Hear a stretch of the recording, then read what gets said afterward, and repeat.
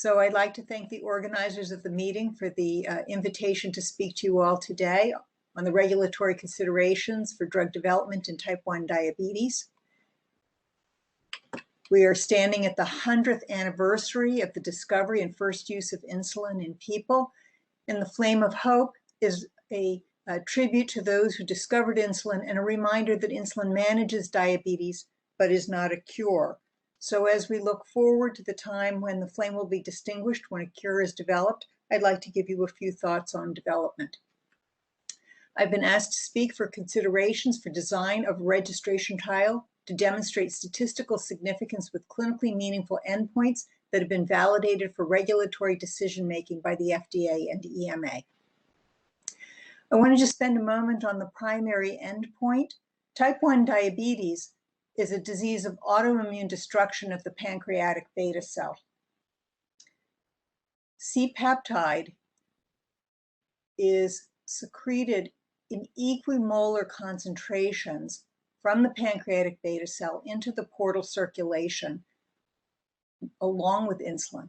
But insulin undergoes first pass hepatic clearance and C-peptide does not, such that peripheral measures are valid for estimating beta cell function, and sustained values reflect preservation of pancreatic beta cell function.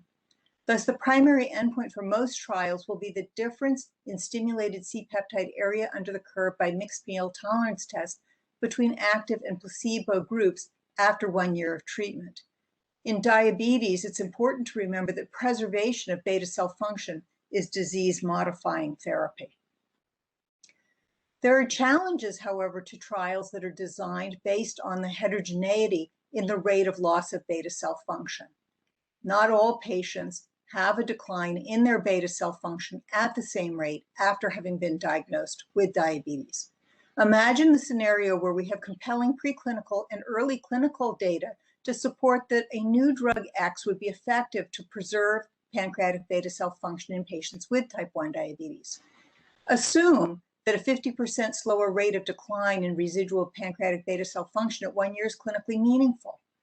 Consider now in the figures 2 cases where the rate of decline in beta cell function, shown in red in the placebo groups, are different. In the first case, the individuals or group are losing beta cell function at about 50% decline over 1 year, whereas in the second group, the rate of decline in red is about 15% over 1 year. You can see that at early time points in both groups, it will be hard to have a sufficient difference between your active treatment and the placebo group to see a difference between treated and placebo-assigned patients, and that you would need to have an increased duration in time of exposure in order to see the potential slowed loss in beta cell function. In the second case, you can see that a lower rate of decline for the placebo will substantially increase the number of subjects required to show benefit and or lengthen the study duration. And the smaller absolute difference at 1 year will make it harder to make a compelling argument for clinical benefit without longer follow-up, although these patients may actually realize the longest protection in endogenous function. So what can we show in addition to preservation of C-peptide that is of clinical value? Clearly, C-peptide has been correlated with long-term microvascular outcomes as demonstrated in multiple natural history studies. However, those take time to develop, and over the short term, one can really only show differences in insulin, so abolishing the need for insulin or reductions in insulin requirements, or improvements in glycemia, either by the hemoglobin A1C or other glucose measures. Over the intermediate term, there can be reduced incidence of diabetic ketoacidosis or reduced severe hypoglycemia. The quality of life might actually be better, although this could be challenging to show at a time where there is residual preserved beta cell function early after the diagnosis of diabetes. Over the long term, one would hope one would be able to see reduced diabetic ketoacidosis, severe hypoglycemia, microvascular complications, and perhaps cardiovascular events and mortality, and even reduced other complications such as dementia or musculoskeletal changes and fracture. But remember, even in the DCCT, it took over 1,400 individuals treated for a mean follow-up of 17 years to show the benefit in cardiovascular outcomes. And then there are speculative outcomes. So there are challenges to what we could demonstrate within the time span of a registration trial. So I'm going to break down the next parts of the discussion into the insulin-based outcomes, the glycemic-based outcomes, and then some short discussions on other potential outcomes to be considered. A full remission would certainly be transformative to patient care. A full remission is defined as not requiring exogenous insulin therapy while maintaining normal average blood sugars by hemoglobin A1C less than 6.5%.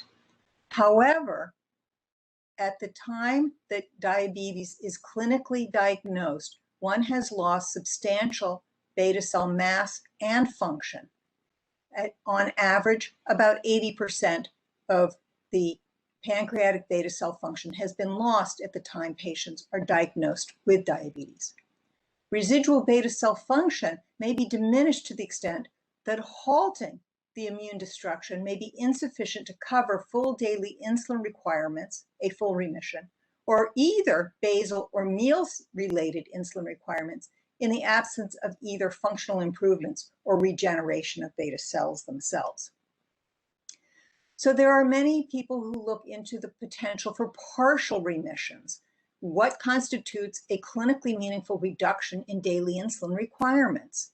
Partial remissions have been defined as requiring less than a full replacement dose of insulin, but an insufficient insulin dose to maintain normal blood sugars is an insufficient marker of therapeutic adequacy.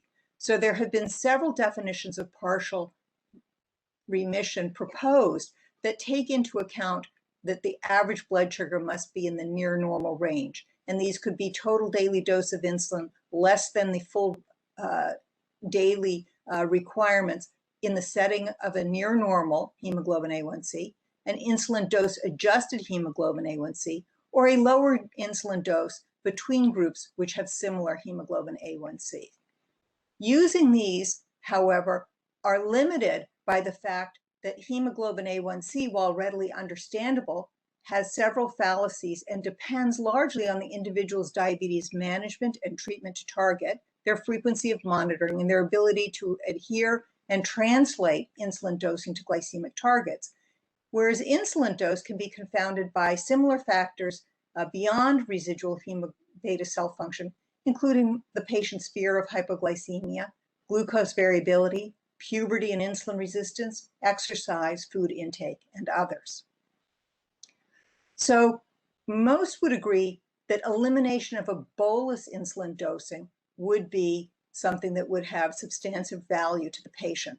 This is where multiple shots per day could be replaced by one shot or perhaps even one insulin shot every several days in the setting of newer, longer-acting basal insulins, where you trade multiple requirements for self-care for a much simpler regimen.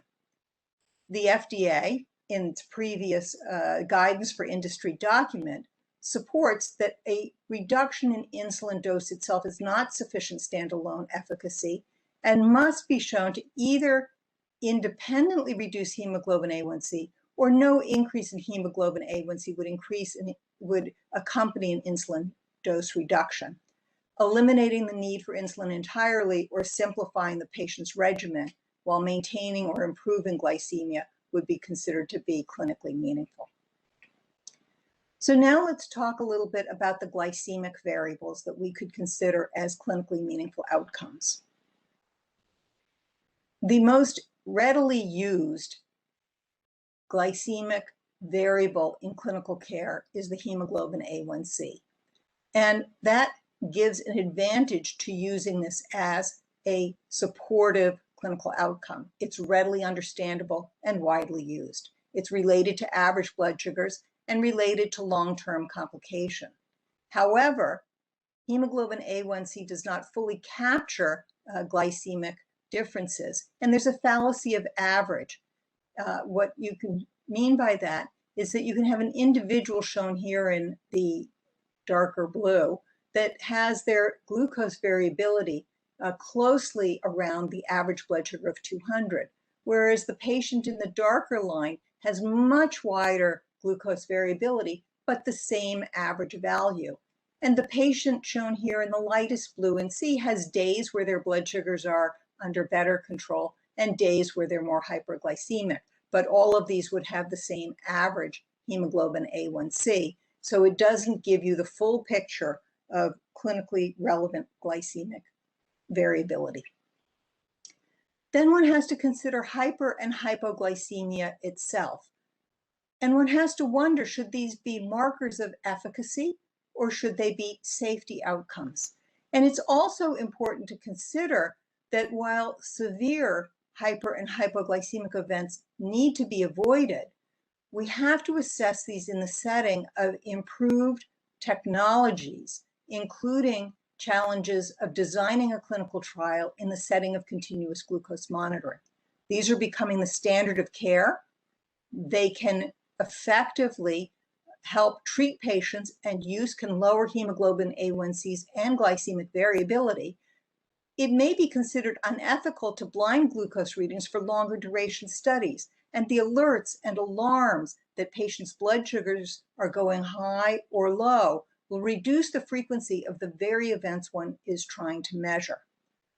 What about non-severe hypoglycemia? They certainly make our patients feel poorly, but are not generally considered as endpoints. And then you have to wonder, do symptoms actually matter?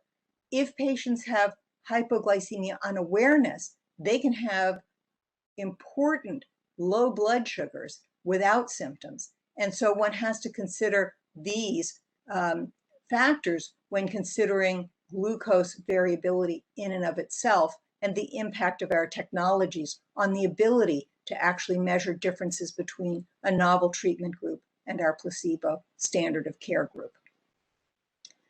So the near-term goals are affected by multiple factors: glycemic treatment targets for the individual, the insulin technologies shown here in the picture with multiple new insulin analogs that have different kinetics and can ease the treatment for our patients, newer continuous glucose monitoring with the alerts and alarm, and now closed loop systems and algorithms that will project insulin doses, lower hemoglobin A1C, improve time in range, and reduce risk of hypoglycemia.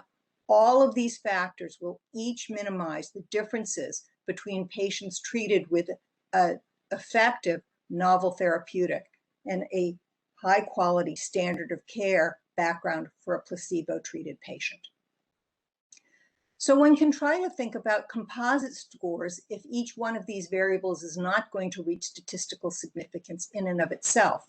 And there is a beta score that was developed specifically to assess islet function in the period of after islet transplant, where there's a measurable amount of islets administered to the patients. There are variants of the beta score that involve daily insulin dose, hemoglobin A1C, and combinations of fasting and stimulated glucoses, C-peptides, and even continuous glucose monitoring time and range. The use of these composite scores in monitoring therapeutic effectiveness in type 1 diabetes stage 3 trials is very limited. And furthermore, one has to be concerned about the use of the endpoints of the primary endpoint, stimulated C-peptide, for example, here in the beta score, when that is also the primary endpoint of the trial. So if it's important weight in the beta score, you've counted it both for the primary endpoint and for the supportive endpoint. So the selection of a single clinical endpoint intended to provide supporting evidence of the clinical value of retained C-peptide may not reach statistical significance. And the consequence of not reaching statistical significance is the potential for discontinuation of the development of an effective, clinically valuable novel therapeutic. So I just want to point this out, again, stressing that the different metabolic parameters that you could choose may respond differently to a therapy. And here from the ATG G-CSF trial, you can see the improvement in the C-peptide area under the curve with retained function in the treated group compared to the placebo. Yet you see no differences in the fasting C-peptide, insulin, fasting glucose, or hemoglobin A1C groups. But if you use the beta-2 score, which is based on daily insulin, hemoglobin A1C, fasting glucose, fasting C-peptide, you can see that there are improvements in beta cell function, and these combined metabolic variables that would then potentially support the development. So the different metabolic parameters may respond differently, and capturing these must be selected a priori for them to be registratable. So I want to then spend a moment on patient-reported outcomes. From the patient's perspective, while the availability of insulin is certainly life-saving, it is not a perfect solution. And I just want to give some of the quotes from patients where they illustrate this. They must think about every bite that they eat. How much insulin should they take? They must worry that too much insulin and they could have a seizure, too little, and they risk long-term complications. For a parent, their daughter was very hungry. They gave her insulin. She ate one bite and ran away to play. It is such a struggle with food. I'm always surprised how little exercise can make me go low. And even with the new technology, you can never forget you have diabetes, even when you're sleeping. Just this week, I became disconnected from my pump and woke up in diabetic ketoacidosis. And as Dr. Lou Phillipson pointed out, people with type 1 diabetes are making roughly 300 more decisions per day than somebody without diabetes. There are many generic and diabetes-specific instruments that can be used to measure patient-reported outcomes and the health-related quality of life of our patient. But each one is calibrated to a different disease concept. Age-appropriate content and language must be considered. The education levels and disease management and skill comprehension is important in addressing these. And who is completing the questionnaire? A patient or a patient guardian? The impact of parental stress could impact the responses when the adult is answering for the child. There is no currently validated questionnaire optimal for clinical research in new therapeutic approaches for type 1 diabetes. And combining elements from different questionnaires is generally not supported, as different presentations of material can adversely impact subject interpretation and prior validations. And none of these are validated for registration purposes. I want to call out for one moment some recent research that has begun on what is important to people living with diabetes and their caregivers, and to put quality and numeric measures on these patient-reported outcomes of trading off or ranking what is important to the patient. And you can see here in one such study that hypoglycemia for adults avoiding 1 to 5 mild to moderate events per week was 5 times more important than having a hemoglobin A1C that was 0.5% above the target value. And you can see that you can have comparable, measurable responses from patients to understand what is important to them. And I think we need to consider this as we move forward. And I want to make one very final comment on trial logistical considerations. To effectively recruit into a phase 2 or phase 3 registration trial, you must have centers of excellence. They must adequately refer patients to fulfill the enrollment goals in a timely manner. They must be able to perform complex clinical research measures, and they have to be able to provide optimal background standards of care to ensure the patient's safety. There are geographical variations in the incidence of type 1 diabetes that range nearly 400-fold between countries, with the highest incidence rates in Finland and the lowest incidence rates in areas like Venezuela and China. Selection of these centers of excellence may underrepresent patients seen in smaller care centers who may not have the same exposure to high-intensity education and technology-based approaches. Stage 2 disease will certainly be biased to family history positive individuals who are relatives of patients with type 1, and away from the sporadic cases, which represent a large proportion of incident disease. And finally, disease endotypes could be understudied to the extent that there are regional genetic and exposure differences. So taken together, for patients with type 1 diabetes, there continues to be a substantial unmet need to improve treatment. But there are multiple challenges in the design of the development program, only some of which I had time to discuss with you. And these include pathobiological differences, regulatory differences between the FDA and EMA, the validation of endpoints, the challenges of pediatric drug development, and the operational and recruitment and ethical challenges, among others. I thank you for your time, and we'll join the rest of the group for questions.